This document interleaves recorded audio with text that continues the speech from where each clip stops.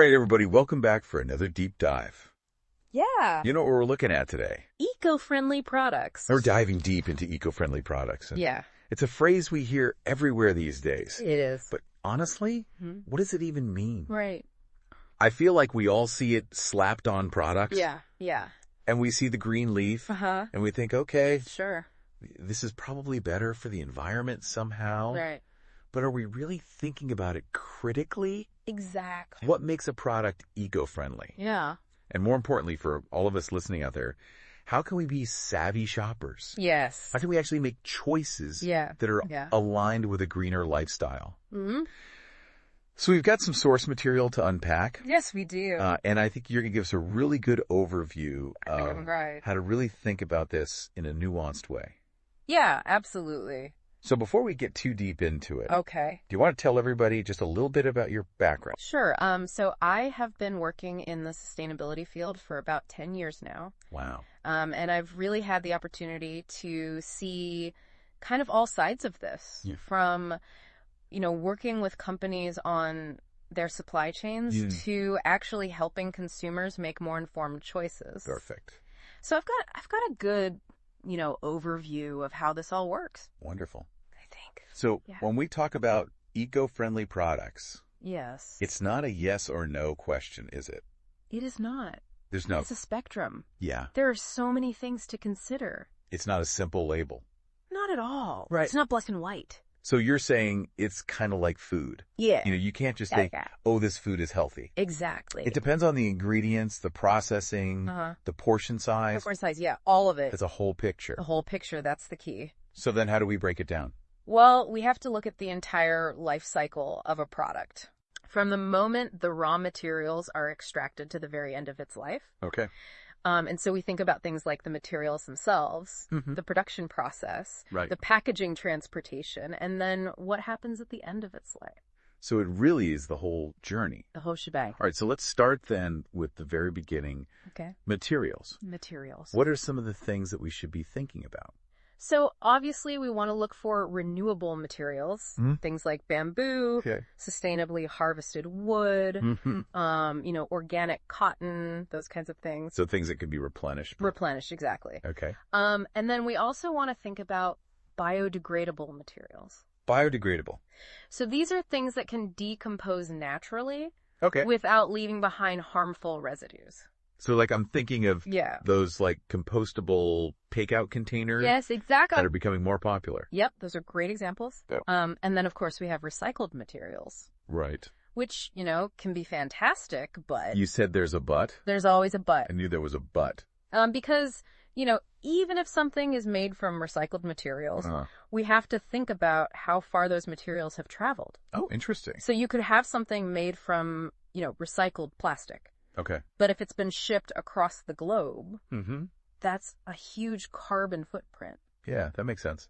I never really thought about the journey of the recycled materials. It's all part of it. Okay. And then, even with something like bamboo, which is, considered very sustainable. Right. It grows really fast. It does grow very quickly. Oh. But if it's not grown responsibly, okay, you can actually have negative impacts. How so? So, for example, if you have large-scale monoculture plantations, where they're just growing bamboo and nothing else, that can disrupt biodiversity. Interesting. It can lead to habitat loss. Wow. So even with renewables, it's not a perfect solution. Nothing is perfect. Okay. But we try to get as close as possible.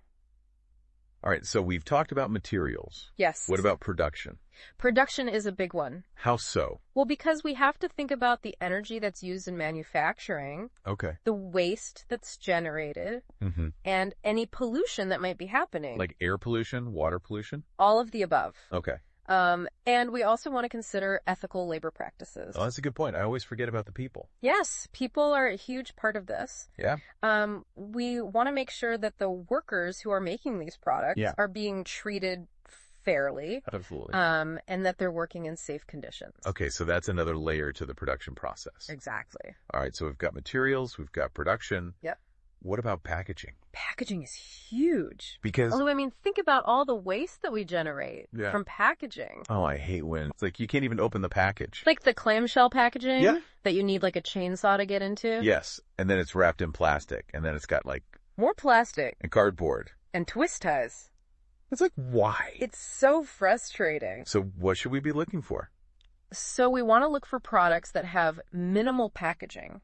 Okay, less is more. Less is definitely more. Okay. And we want to look for packaging that's made from recycled materials. Okay. And that is recyclable. Got it. So it can be, put back into the system. Yeah. And we also want to look for simple designs. Simple. So, nothing too fancy that's going to be hard to recycle. Yeah, that makes sense. Yeah. So less packaging, recyclable, and easy to recycle. Exactly. All right, so we've got our product. It's packaged, ready to go. Now we got to get it to the consumer. Transportation. Yeah. Huge factor. Because think about how far most products travel. Often they're made in one country, shipped to another, and then maybe even shipped again to get to the final consumer. So what can we do about that? Well, one of the best things you can do is support local. Okay. So buy products that are made locally. Support businesses that are in your community. Yeah. Because that reduces the distance that the products have to travel. And you're also supporting your local economy. Exactly. It's a win-win. Awesome. And what about the actual modes of transport? So that also matters. Really? Yeah. So, for example, shipping by boat generally has a lower carbon footprint per item than, say, air freight. Okay. So, if you have the option to choose something that's been shipped by boat, that's generally a better choice. This is making me rethink all my online shopping habits. We can talk about that later. Different deep dive. Exactly. All right. So we've talked about materials, production, packaging, transportation. We're almost there. What about what happens at the end? The end of life. End of life. Yes. This is something that a lot of people don't think about, but it's really important. Why? Because we need to think about what's going to happen to this product once we're done with it. Okay. So can it be repaired? Okay. Can it be repurposed? So it can have a second life. Exactly. Cool.